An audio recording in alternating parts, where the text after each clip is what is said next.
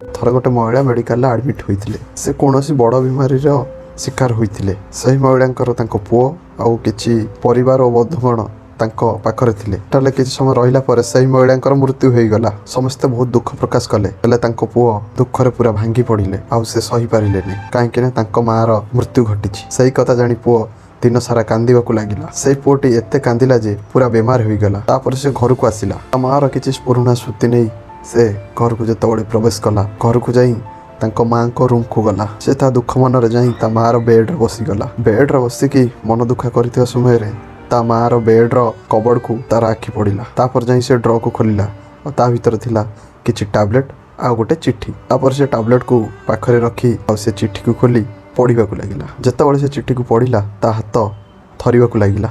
एमती कौन थिला से चिट्ठी रे जहाँ देखी ता हाथ थरिबा लगिला। चलतो मु आपन को आज कहूँ से चिट्ठी कौन लिखाई से चिट्ठी लिखाई मोर प्रिय पुओ यही टैबलेट को तू खाइबू कहीं मु जानी तू बेसी कांदिला परे तू बेमार पड़ जाऊ से ये टैबलेट तो पाई रखी जाइछि। केबे भी एटा मायने रखिनी आम माँ कौन भी परिस्थिति थांतु से निज पिला मानकर जत्न नबार केबे भी हेला करंतिनी।